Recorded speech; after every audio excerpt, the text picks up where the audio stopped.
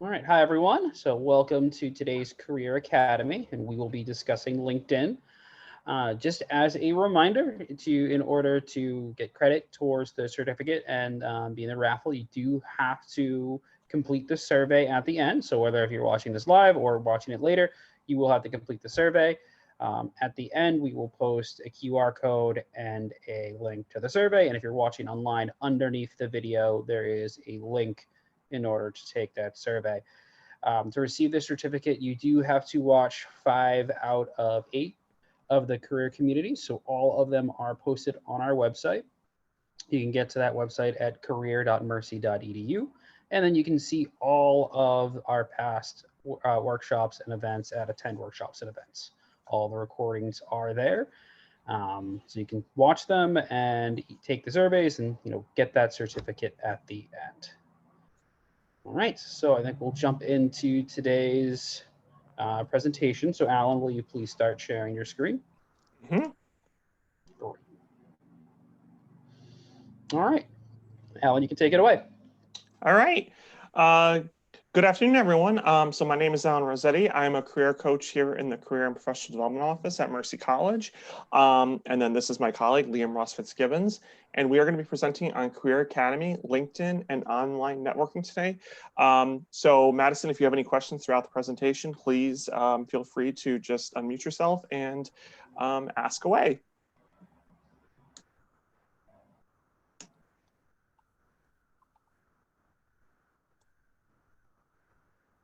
All right, so why is LinkedIn important? Many people using LinkedIn. There are many people that are using LinkedIn. Over 700 million people use LinkedIn, and many of them are employers or your peers, your classmates, people who work at Mercy. A lot of people on there. Anyone who's professional really should be on there. 93% of recruiters are using LinkedIn to find future employees. And almost 100% of all recruiters, even if they aren't using it to post a job, are going to be checking to see if you have a LinkedIn. So it's going to be the first thing that you want to come up when someone Googles your name. Of these 93% of their recruiters, you're going to want to be able to access their job postings. And all of that means you have to have a LinkedIn profile and it has to be fully completed. So in a few minutes, Alan will get into completing the profile and all the different things that are necessary. But let's continue to talk about why it's important. Um, Not LinkedIn can be used to like have your personal connections all in one place. So you can make personal and professional connections with people that you may not possibly know, but work at a certain company, or that you might know them from class, or that you might know them from an internship. This is a good place for you to connect with them, for you to keep their contact information and to stay relevant. The thing to remember is LinkedIn is not like Instagram or Facebook or Snapchat. You don't need to post, personal things at all. It's only going to be things professional. Anything that you post on LinkedIn should be, professional in nature, whether it be about the industry that you're interested in, whether it be about work and careers in general. But definitely, it's supposed to be a little bit different. So, stay away from divisive topics when you're using it. So anything that could, cause some confrontation, like talking about politics or religion, you should avoid using that on LinkedIn, um, because this is a place where you want to keep all of your professional connections together. So as I said, LinkedIn is what you want to come up when people Google you. It's your online brand. It's kind of your presence. So you want to make it very easily to find, have it be 100% completed because no one wants to see an incomplete profile when they search you, and be a good representation of who you are professionally. All right, next slide. So LinkedIn's also a job board, as I mentioned. On this, you can find internships and jobs. They have even kind of like sites like they have aspects that make it really easy for recent grads to find what exactly they're looking for, and they also have filters to make it really easy to find internships. It also gives you the opportunity to research companies and connect with companies using the company directory. When you follow and connect with a company, you'll get up-to-date information on the feed about latest news or even job postings. So if you're, say, follow a company like Google, then you can find out when Google is posting new positions, or they can find out what they're posting, what they're talking about. because you always want to stay up to date with the relevant information for companies that you're interested in. You can participate in specific career groups with others sharing interests. So you can join groups based on your industry, based on the type of career or the job that you particularly want. That way you can see what other people are talking about in the industry, see what other people are doing and how to stay relevant. I also recommend to join the alumni group after you graduate. So you want to join groups that are with Mercy as well, so you can connect with people that way. And you can also explore and develop new skills via the LinkedIn's learning module. So LinkedIn has a lot of different ways for you to go on. You can learn a different skill. You can learn things like Excel or even something a little bit like more difficult like coding. And you can even use those new skills that you learned and get certified badges on LinkedIn as well. Next slide. Okay. Right. So I'm going to talk about how to create a profile on LinkedIn. So as you can see, I shared my profile as a little of an example. So first off, you want to write an informative profile headline. So for me, I say career counselor at Mercy College. As a student, you might say student at Mercy College, grad student at Mercy College, recent alum, senior, etc. Make sure you upload an appropriate photo, no selfies. So don't use, don't do a selfie, have a friend or a family member take a picture of you. You want to do a plain background, a plain wall, and you want to make sure that it's business professional. So suit, tie, nice shirt, etc. Don't make sure it's a photo that you're comfortable sharing. Don't use a photo from Facebook or Instagram. Use a separate photo that's professional that someone can take for you. You want to include education, so degrees, coursework, etc. And we'll get to a little bit about that later on how to include that. But always remember to include your undergrad, your graduate. High school is not really necessary. I just recommend generally doing your undergrad. You can also include your associates as well. You also want to write a professional summary. So I just talk about, I say higher ed professionals worked in several different offices. You might say, sophomore at Mercy College, majoring in behavioral science, and looking eventually for a job in counseling, for example. Just make sure that a professional summary, that it's quick, it's brief, but it's to the point and kind of shows employers what you're doing. This is sort of like your elevator pitch, which you would use on interviews. And just kind of remember to do that. Certainly you can always come to our office and we would be happy to look at your professional summary and your LinkedIn just to see if there's any tweaks and we can make any recommendations for you. Just a quick note on the pictures. You might see online people have pictures that they'll have multiple people in it. So that's something you definitely want to avoid. Make sure it's just you. And then you might even see people online who have photos of like animals or their children, or even I've seen just like landscapes. You definitely want to avoid that. Make sure the picture is you. So that it goes a long way. It's a really part of the first impression you make with a lot of these recruiters who are searching for you. Mm-hmm. And also one thing I want to mention as well, I'm sorry, I forgot to mention, your cover photo, you want to make sure you have a cover photo. You don't want to have the generic background, which is LinkedIn has on there. So you can do a neutral background if you want to do like a blue background or something like that. You can also do a picture of your college. So I went to SUNY Oneonta, so I just have a picture of the fountain at the college. So you can have something like that as well. Just make sure it's an appropriate picture. You can also have something that's related to your field, but just make sure it's appropriate and you change it from the default setting on LinkedIn. You want to show that you customize your LinkedIn a little bit from the default settings. Okay, creating a profile on LinkedIn. So as I said, you want to include relevant experiences on there, as well as your education. So for your experience, similar to resumes, you want to make sure you use bullet points, not paragraphs. So it's similar to resume where an employer is only going to be looking at it for a couple seconds, couple minutes. So you want to make sure it's quick and to the point. You can certainly use some bullet points from your resume. You can use more description than a resume is allowed, but you still want to avoid too much detail. You don't want to tell your entire life story or every single thing that you've ever done at the job.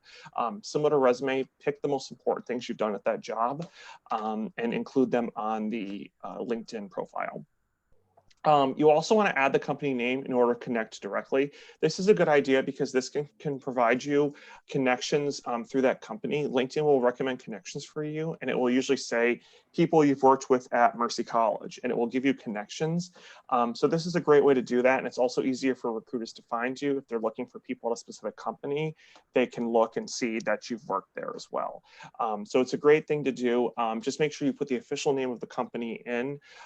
So Mercy College, and then it should come up and connect it. And then when you connect, it would have the logo on there of the school of the company, excuse me. And just make sure you connect for that. You can also do that for education as well. You can connect to the school, and then you'll be connected to the alumni from that school as well. So great opportunity, and I would highly recommend doing that. And the great thing about LinkedIn is it's not like a resume that has to fit on one page, or we recommend it fitting on one page. These can become a lot longer. So say you're a little bit further down in your career and you're trying to decide which things to take off, or how to fit it on one page nicely. You don't have to worry about that with LinkedIn. LinkedIn's can keep scrolling. So maybe you're a young professional and you're deciding, like, should I get rid of my internships? Like, do they have to come off my LinkedIn? And maybe they came off your resume already, but they have more space on LinkedIn. You can leave them on there. They could, be a good conversation starter. So that's the nice thing about LinkedIn. They can just kind of keep growing. And as Alan had said, you do want to make sure you curtail everything so that it matches the jobs you're applying to. But it could be nice to just, not have to let go of those experiences like you would on a resume, which needs to be kind of shorter and to the point. Absolutely. Thank you, Liam. Next slide. So you want to fill in your skills and expertise with keywords. So things like Microsoft Word, PowerPoint, Excel, languages, different things like that. You want to make sure that you fill them in correctly. You can also endorse people on LinkedIn as well. Endorse people for different skills. So say I am good at teamwork, for example. Liam can endorse me for teamwork, and then I can endorse Liam back for a skill. So that's a great feature of LinkedIn. I would highly recommend using that. Generally, the way it works is you will endorse your colleague, and then that colleague would endorse you back. So if you do get endorsed for a certain skill, make sure you endorse the colleague back for a skill as well. It's kind of like the give one, take one kind of idea. You also want to join groups and organizations that are relevant. So for example, if you want to be a counselor, you can join the Mental Health Counselors Association. If you want to be an accountant, you can join accounting associations. These are great ways to keep up with the industry, keep up with certain jobs, just do things that are important, keep up with the way the industry is and the jobs, and also make connections as well. You can find people through that and make connections based on your major and your industry. You also want to make a unique URL. So the way you would do that is there'll be a little edit button by your profile. You click on that, and then you go to edit contact information. And then up here, it will have a customize your URL, and you can go and you can customize it. So generally, you can have some set of your name and a few numbers. When you do, LinkedIn just does a generic one. It's usually just a bunch of numbers and random letters, so it's not as rememberable and as customizable. So I would highly recommend customizing it. If it's taken, it will say that it's taken, and then you just have to change it, maybe add a different number or add a letter to your last name. But I would highly recommend doing that because it's much easier to find, and it's much easier for someone to type in, because you can include your URL to your LinkedIn on your resume, so an employer can see your resume and Google it and find your profile directly on LinkedIn. So again, go to edit contact info, and then go here and edit it. All right, and that's crucial, and that should be important to do. If you need any help with that, you can certainly contact our office, and we'd be happy to help you. Okay, so connect with people you know. So you always want to make sure you send a message on LinkedIn, and Liam's going to talk a little bit more about that in the next slide about ways to do that. But you want to certainly always send a message to someone and just say, hi, we met at this place. I just would like to connect with you on LinkedIn.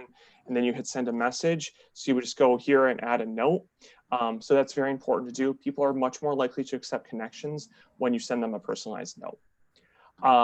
Also, you want to include projects, papers, and presentations under your education section. So again, that's the great thing about LinkedIn. It can be longer than a resume. So if you did a really good paper for one of your classes, if you did a good paper for your stats class and you want to include that, you can include that on your LinkedIn and include a link to that. You can also include projects that you've done. You can include papers, all those things you can include. As I said before, endorse your connection skills and have them endorse you back. That's definitely really crucial to do. As I said, it's a one-way, it's kind of a two-way thing. You endorse them, they endorse you. And that's a great thing to see that, okay, this person's skilled in teamwork, is organized, is good on punctuality. It's a great way for employers to see, okay, this person clearly has these skills because these colleagues have endorsed him on it.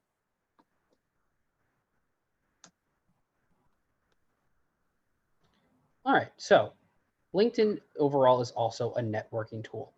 It's used to have all of your connections one place to potentially meet people in an industry that you're interested in, or even a company. Now, as Alan said, you'll want to send some type of note with your invites.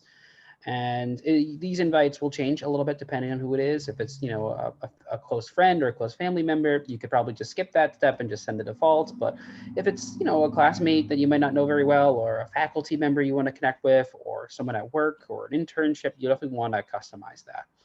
And my next slide, I do have some examples so I can show you what those look like. Now, the important thing to remember is this isn't your Instagram, it isn't your Facebook, but you do want to have a lot of connections on there, especially when you're thinking about LinkedIn as a networking tool. You want to hit at least 300, but it is nice to get that 500 plus connections onto your profile because it's something that they can see, something a recruiter can see. You, as I said in the past, you want to make sure that you follow companies because then you'll see the jobs that they post, what they're talking about, but you can also see, they can also see that you're following them. So if a recruiter is interested in you, then they will notice that you're following that company, and that is possible. Another part of the profile that you can have is you can have recommendations. So if you have a good relationship with a previous supervisor or a current supervisor, they can actually put a recommendation under the position. So that also helps to build out your profile and look really strong. Next slide. Oh, there we go. Some of the sample messages that I mentioned before are here. So if it's a really close friend or a family member, you might not actually send one of the you might not actually send a message with your connection, but I do highly recommend having these for most people, just because it's that extra point of contact. It makes them think of you. It seems a little bit more personal. So someone who you've never met, like you might potentially be reaching out to a recruiter or someone like you in that company, you can say something like, dear name, I have been reading your blog for 6 months and I appreciate the insights you share. I was wondering if you'd be willing to talk on the phone for 15 minutes to discuss your career path and how you get started. Please let me know if you'd be willing to chat. Thank you. So that's someone if you haven't met. So you want to show them that connection, that you know who they are, that you're why you're interested in speaking with them, why are you making this connection. So it's all there, it's short, it doesn't take them very long to read, and they can quickly respond. Someone from your past could be someone that you worked with, someone that you previously had a class with. I enjoyed working with you at company name last semester. In fact, I still use some of the Excel workarounds you taught me. If you're free sometime in the next month, could we catch up? I would like to hear more about your role at their new company. So again, this is just having that extra point of contact, keeping up with that person for your network. They still remember who you are. You're not just one of the many people that they've connected with on LinkedIn. There's a little bit more personal about it. There's some thought. They can see who you are. They remember who you are. It makes a more meaningful connection. The last one would be, someone who you're currently in class with. You might not be best friends with them, but you know who they are. They know who you are. I'm excited to be working with you in this class. I've heard nothing but great things about this project so far. I'm excited to pitch in and help out in any way I can. So pretty formal for classmates, but it goes a long way, especially when you're thinking about building your professional network and how you can maintain it over the years. Alan, go to the next slide. So LinkedIn has lots of different types of networking. There are two types of networking, which is called passive and active networking. Active networking are things like going to career fairs, going to network events, having informational interviews, speaking to someone on the phone. And there is another side called passive networking, and passive networking is very much seen through LinkedIn. It's a way for you to stay connected and really kind of interact with people that you past met, so that you can potentially help them down the road, or that they can potentially help you down the road. So having these passive networking opportunities can be a really good way for you to cultivate a network and have them continue to remember you. So join and stay active in groups. So comment on our articles and posts. As I said before, remember to stay away from divisive topics like politics and religion. But if you see a post on an industry-based group that you're in, or if you see a post on like an alumni group that you're in, then you can actually comment on it, and people can see who you are. They can see your name. That's something that'll make them remember you going down the line. So you don't want to just join these groups. You want to stay active in them. You want to see what people are talking about. You don't want to go crazy. You don't want to be like posting every single day. But usually what I recommend people who are trying to use LinkedIn as a very serious networking tool is to set a calendar for yourself.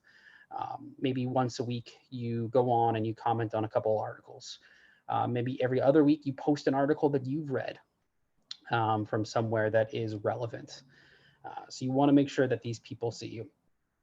Introductions are a great way to build that network. As I said, you do want to hit that at least 300 connection benchmark, but it is good to get to the 500 plus. It looks really good on your profile. And one of the best way to do that is to give introductions, or to get introductions if you see someone.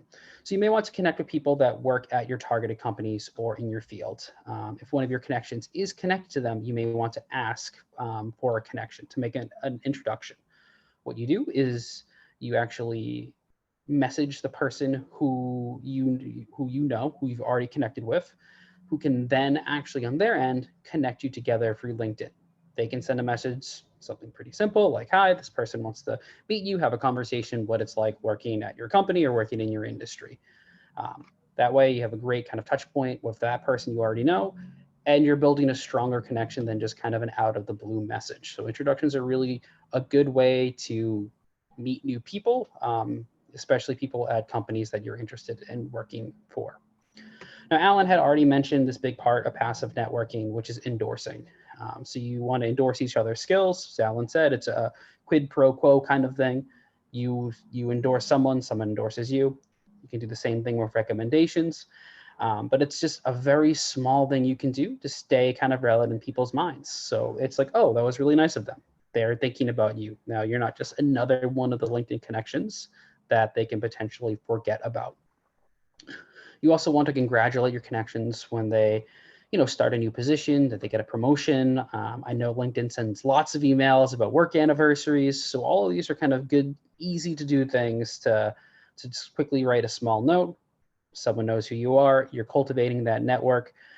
So if you ever need to have a conversation about a position or about the company that they work in, it's not like you're asking out of the blue. They see you, they know who you are, and it's a lot stronger of a connection. All right. Next slide, please. Great. All right. Does anyone have any questions about the different uses for LinkedIn?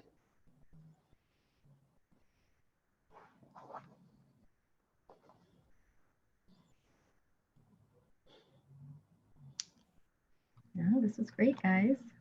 All right. Well, then, as a reminder, this QR code will take you directly to the survey, or we also have a bit.ly to the left for you to go and to quickly fill out. But if you want to know more about LinkedIn, we have a whole series of LinkedIn videos already posted that goes kind of into a little bit deeper dives about all of these conversations. So if you go to career.mercy.edu, attend workshops and events, you can actually see our dive into LinkedIn series. It's all there. And of course, remember to finish up all of the Career Academy series to get that badge for the end. I didn't get that. Could you try again? And that was my watch. All right. So thank you, everyone. And I hope this was helpful. Thanks, Liam and Ellen. This was great. Thank Yeah. you.